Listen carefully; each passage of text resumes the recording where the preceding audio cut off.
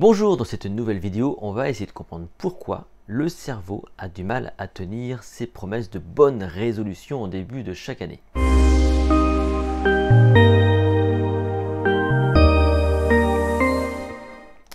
Chaque début d'année, il y a une envie de changement, de renouveau, c'est l'époque des bonnes résolutions. Et dans ces moments-là, on se prend un bon petit calendrier, on se dit voilà, cette année, je vais maigrir, je vais faire du sport, je vais m'améliorer. Et la réalité est tout autre, parce que 88% des gens abandonnent leur bonne résolution relativement rapidement. Alors, pourquoi? Vous le savez, si vous suivez cette chaîne YouTube, c'est que votre cerveau, il est quand même programmé pour le moindre effort. Il est comme ça, le cerveau. Il est sujet aux tentations et c'est beaucoup plus fort que lui. C'est beaucoup plus facile finalement d'aller vers la tentation, vers le plaisir que d'aller vers l'effort. D'ailleurs, une super étude a été faite par un psychologue magicien, c'était en 2007, qui s'appelle donc Richard Wiseman. Et il a donc demandé à des personnes qui avaient des résolutions, quel était leur degré de certitude ou de motivation pour atteindre ces résolutions. Donc déjà sur 100% des personnes qui avaient une résolution, 52%, la moitié déjà, étaient sûrs qu'ils y arriveraient. Vous voyez déjà une grosse perte entre les deux. Voilà.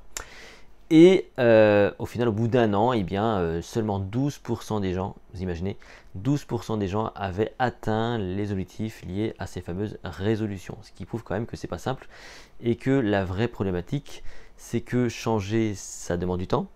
C'est de l'ordre des habitudes et qu'une habitude, ça ne se change pas comme ça. Et l'autre problème, c'est purement biologique. En fait, votre cerveau, il réagit à des sources de plaisir. Voilà, c'est comme ça. Quand vous êtes face à une source de plaisir, il y a un neurotransmetteur qui se met en route, c'est la dopamine, tout simplement. Et cette dopamine, si on regarde où est-ce qu'elle, enfin, si, la région du cerveau qui est concernée par la dopamine, c'est le striatum qui est là sous vos yeux, qui est plutôt dans le centre de votre cerveau.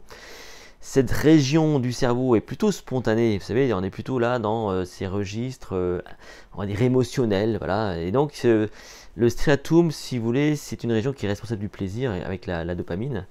Et c'est en opposition, si vous voulez, c'est en conflit avec plutôt le cortex préfrontal qui lui demande, on va dire, du raisonnement et qui demande de l'effort. Et oui, donc c'est ce que je vous disais, l'effort l'effort n'est moins naturel pour le cerveau.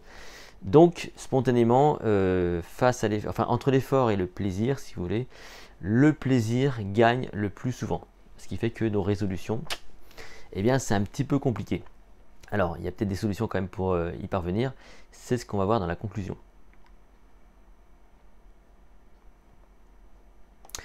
Sachez d'abord que pour changer une habitude, il faut à peu près 2 mois, en moyenne. Il faut 2 mois, plus de 60 jours en tout cas, pour changer une habitude. Alors certaines habitudes sont plus faciles que d'autres, on est bien d'accord. Et tout l'enjeu au final, c'est quoi? C'est d'avoir des résolutions qui soient progressives et atteignables. Si vous pesez 100 kg et que vous dites il faut que cette année j'atteigne peut-être 60 kg, je ne dis n'importe quoi, peut-être que cet objectif n'est pas tout à fait réaliste parce que vous savez que vous allez devoir tenir dans le temps et que vous, peut-être dans votre tête, vous ambitionnez d'atteindre un objectif assez fort, motivant pour le coup, sur un temps plutôt court. Le problème, c'est que une habitude, encore une fois, ça se change à peu près en 2 mois. Donc, ce qui veut dire que vous allez devoir mettre en place un système qui vous engagerait sur à peu près 2 mois. Et donc, peut-être par exemple, boire un verre d'eau et manger des pommes tous les jours pendant 2 mois pour que ça fonctionne.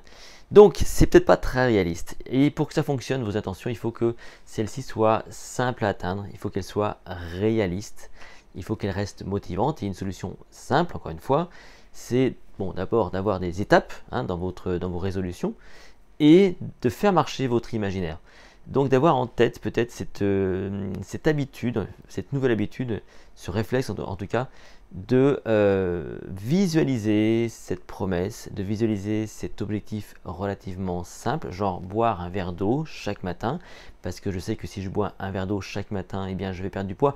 Boire un verre d'eau plutôt que de boire un verre d'eau, enfin de jus de fruits sucré, je ne sais quoi par exemple, un truc très simple encore une fois. Et donc d'avoir ce réflexe le matin, de vous dire oui, je bois un verre d'eau parce que je sais que progressivement, d'ici la fin de l'année, je vais perdre 1 ou 2 kilos grâce à cette méthodologie-là. Et là, avec cette condition-là, vous verrez que ce sera quand même beaucoup plus facile parce que voilà, c'est pas non plus quelque chose de très compliqué ni très contraignant. Ce serait beaucoup plus compliqué si vous deviez complètement changer votre régime.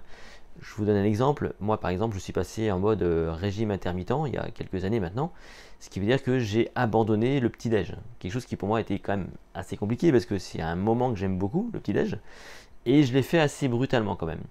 Et donc j'y suis allé franco quoi, et j'ai dû m'y prendre à deux fois parce qu'il fallait passer certaines étapes pour y parvenir, et j'ai tenu comme ça 2-3 mois, et aujourd'hui bon voilà, j'en suis complètement détaché et l'objectif est atteint, mais effectivement c'est pas quelque chose forcément de facile. Il a fallu que j'aille par étapes, que j'abandonne peut-être un premier aliment de ce petit déj, puis un second, puis un troisième, pour y aller de façon peut-être plus progressive. Voilà.